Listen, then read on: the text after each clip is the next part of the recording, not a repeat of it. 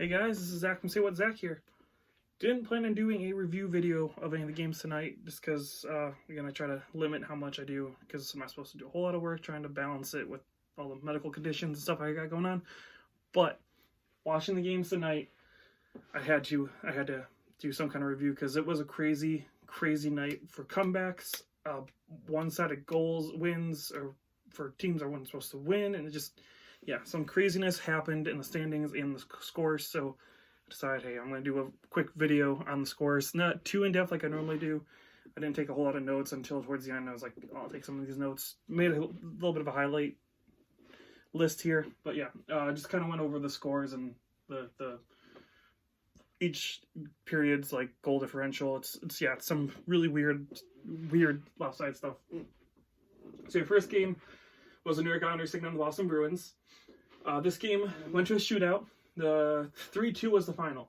So the New York Islanders beat the Boston Bruins. Boston has been dropping steadily. They've been getting a point here and there, but they have not got a win, I think, in like 4 games. I think they only have like maybe 1 in the last 4, I think, wins. Yeah, Boston is definitely allowing the other teams to start inching a little bit closer. They're inching. Not much, but they are inching. So the first period, Boston scored 1 goal, New York Islanders had none. The second period, the Islanders scored 2, Boston gets none to make it 2-1. And then each team gets a goal in the third period to make it 2-2.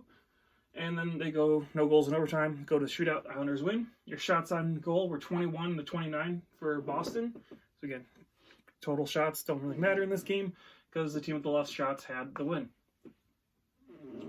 But yeah, not surprising with how the Islanders' goaltending is. They're really good with stingy defense. Not surprising they pulled out the shootout win over the struggling Boston Bruins goaltending. It's still good. It's been struggling as of late. It hasn't been up to where they were at the beginning of the year to keep them up to this point. Second game of the night. Sorry, I got a little something in my throat. Dallas Stars taking on the Tampa Bay Lightning. This one went to overtime. So I went to go see Star Wars tonight because it came out tonight, and I wanted to go see it, see if I was going to be disappointed or if I would be, relatively surprised. I'm not going to give any spoiler away, but I did go see Star Wars. Anyways, when I was checking the scores before the movie started, Dallas was losing 2-1 at that point. So in your first period, you had 2 goals for Tampa, 1 goal for Dallas. I think it was like 2-0 or 2-1 at the point when I checked. I was like, oh, it's not good, looking good for Dallas. But, it happens. Second period, they both scored 1 goal. In the third period, Dallas scores a goal to make it 3-3 at that point. And then in overtime, Dallas scores the game winner. So, again, come from behind win for Dallas. Several of those come from behind wins tonight. I'll show you. And big periods for certain teams. Shots on goal were 20 for Dallas, 48 for Tampa. So again, Tampa almost doubling, almost tripling what Dallas put on net. But Dallas Stars hold on, win the game in overtime, get the 2 points, helps move them up in the standings.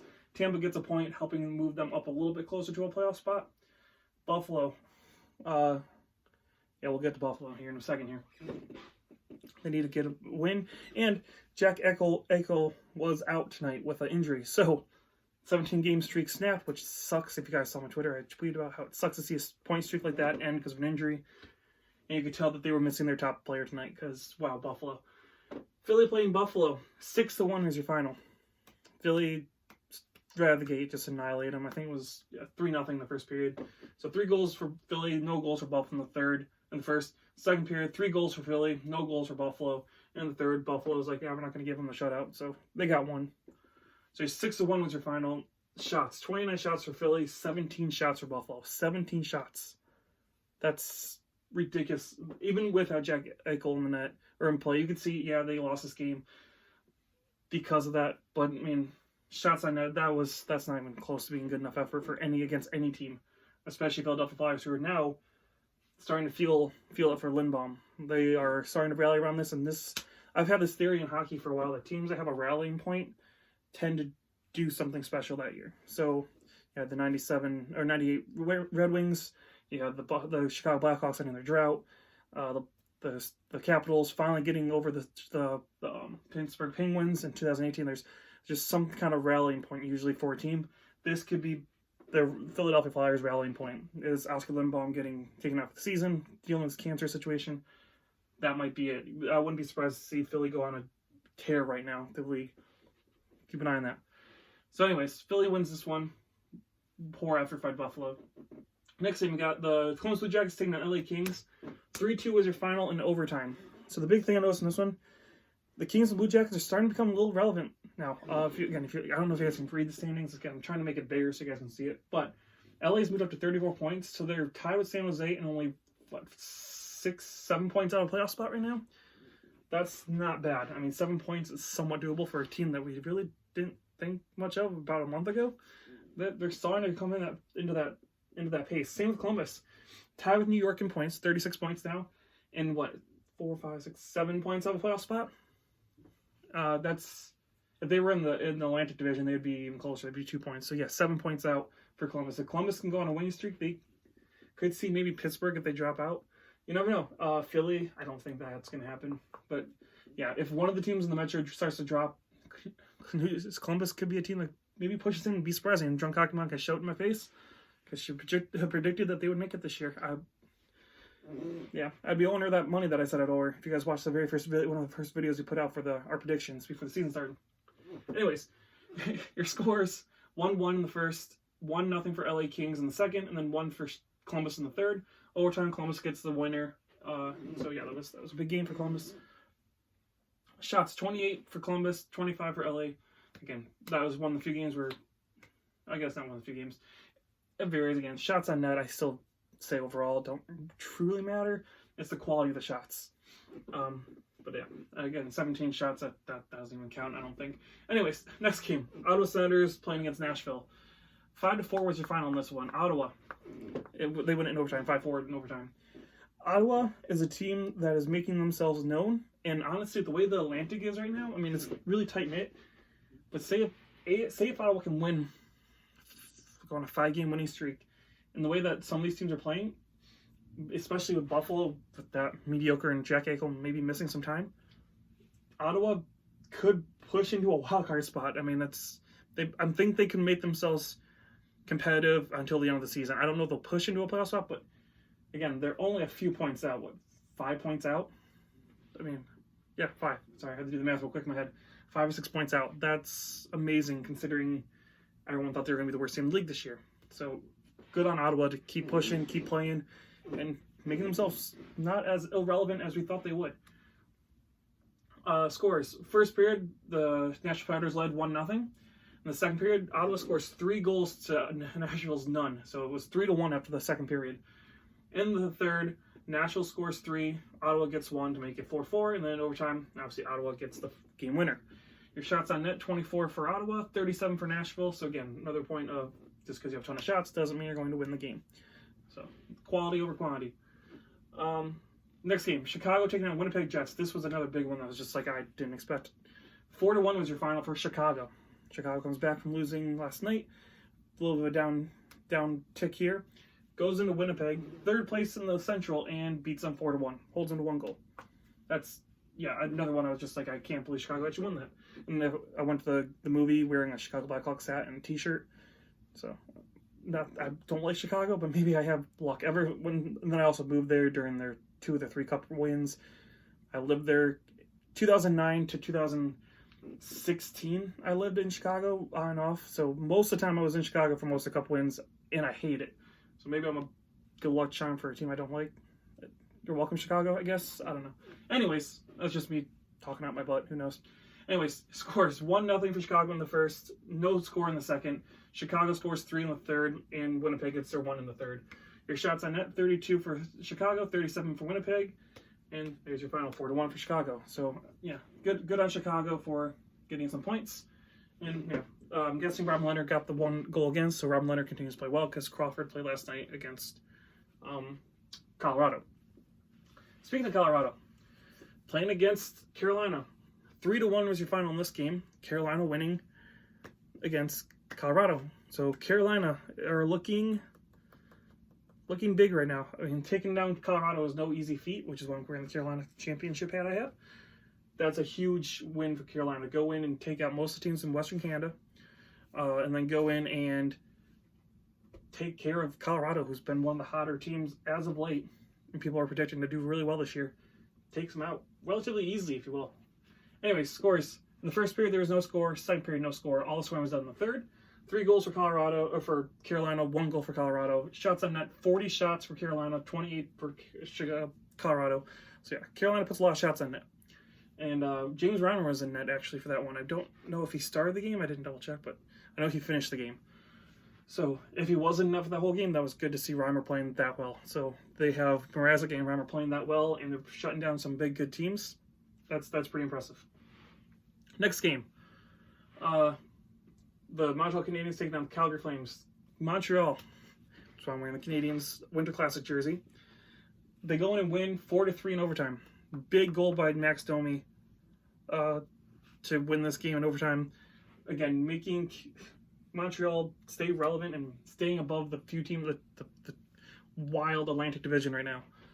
They're 10 points behind Boston, so that's not bad considering how we weren't sure when they went on that record 8-game losing streak how they were going to do. They're getting back. They're coming back. Anyways, in the scores, 2-0 for Calgary in the first. Then Montreal comes back and scores 2-0 in the second, making it 2-2. In the third, they both get a goal to make it 3-3. And then overtime, Max Domi gets the overtime winner. Your shots on net, 43 for Montreal, 27 for Calgary. So Carey Price stood tall. Obviously letting a few goals, but he stood tall and gave the team the chance to win, and they do, giving him the 2 points, putting him above Buffalo. So again, big win for Montreal. That's huge to be able to beat them. And Calgary's starting to peter out a little bit. They had that amazing little run there with the new coach and rallying point. That rallying point started to die out a little bit with the new coach, and they're starting to fall back a little bit of the leaders in the Pacific. So we'll see how they do, because again, you got a lot of teams chasing. Minnesota doing an amazing job. Nashville starting to pick it up a little bit. Again, it's Vancouver, LA, San Jose, all these teams right now are playing really good, and Calgary, a couple game losing streak, and that's all it's going to take sometimes. Anyways, next game, Minnesota taking on the Coyotes. So again, Taylor Hall's second game in Coyotes. I think it's his first home game. Big yay. We got our new toy. He does get in the score sheet, but man, this is where I came in. After the movie, I came out and started watching this game, and wow, was it a game. 8-5 is your final for Minnesota. 8-5. I came in, it was, I think, 3-4 for Phoenix when I started to watch it. Yeah, this game was wild. This is why I was like, yeah, I gotta do a video. Like, these comebacks and giant scores, and this game, I gotta do some kind of video. Anyways, in the first period, it was 1-0 for the Arizona Coyotes, so I think Taylor Hall was in on that goal. I think it was Phil Kessel from Hall and Dvorak, I believe, or Dvorak from Hall. It was those three in the scoring play for the first, and it was like, hey, Taylor Hall got a goal, or a point. So 2 points now in his 2 games for the Coyotes, not bad. If he keeps that pace up, he's going to be someone that they're glad to have. Second period, Arizona scores 4-1 in the second period. So that one goal, they're like, no, that doesn't matter. We're going to score 4, making it 4-2 after the second period. And then the third, they both score 3. It was just back and forth in the third. It was just, yeah, like they went. I think Arizona went up 5-4 at that point, and then yeah, it was just ridiculous. Anyways, Minnesota comes back and beats one of the best teams in the league handily. And big news out of that one too that I wrote down. Darcy Kemper got injured in the last few minutes of that game, so he left really sore, injured. He limped off the ice, throwing his blocker. He was injured. Huge loss if they lose Darcy Kemper. Again, he's one of the best goalies in the league right now. That may affect Arizona. We'll see how that does and how long he's out for. But that was a big thing. Darcy Kemper is out, left this game in pain. Anyway, shots on net, 33 for Minnesota, 40 for Arizona. Devin Dubnyk also, I believe, was his first game back from his injury or his leave. I can't remember if his father passed. It's something along those lines. I know he left. He was out for a while. His first game back. Came in loud of 5 goals, but again, played big when he needed to. In your last game of the night, Vancouver taking on the Vegas Golden Knights. Big game because, again, with Arizona losing, Vegas has a chance of taking first place in the Pacific Division. Vancouver just trying not to lose again. That's pretty much all it was. 5-4 is their final in overtime for Vancouver. Vancouver wins it in overtime from Tanev, so there's a big goal for Tanev. I think it was second. They said it was second goal of the season. Huge goal for that. I did write down here. So the next win for Marc-Andre Fleury will tie him 6th all time with Cujo. I believe it was Cujo they said. So again, big win if Vegas can get that next win. I thought it might happen tonight. I did put Vegas to win this game. Oh well, I didn't get the hat trick tonight. Oh well, for the hat trick challenge. Not the first time. If you guys watch some of my early videos, I did some of that stuff. I didn't get hat tricks very often. Anyways, scoring plays 3-1 for Vancouver in the first. In the second, Vegas scores 2 to make it 3-3. And the third, each get 1 to make it 4-4. And then Vancouver for Tanev getting the game winner, giving you 5-4 of the final. Score the shots 34 for Vancouver, 42 for Vegas. So again, one where the shots didn't matter. Markstrom has an amazing record, doing amazing. I personally feel like they need to sign Markstrom. They can't let him leave. He's playing amazingly well for Vancouver. If it wasn't for him, they probably would have a lot fewer wins in the season. But anyways, our updated standings. Arizona stays in first place with 44 wins, just because they have a slightly better winning record without overtime losses. Then Vegas with 44 in their second position. Oilers are in 42 points in third. In your Central Division, the Blues stay in first with 50. Colorado stays in second with 47. Dallas moves up to third with 44. Your wildcards. Winnipeg drops to the first wildcard spot with 42 with the loss to Chicago. And Calgary stays in the second wildcard with 41 points with their 1 point against Montreal. Over in the Eastern Conference, Boston moves up to 50 points with their win against their shootout point against the Islanders. Montreal moves to second with 40 points. Buffalo drops to third with 39 points, only 1 point ahead of Toronto and Tampa Bay are both at 38. Florida's up 37, and then Ottawa's at 33.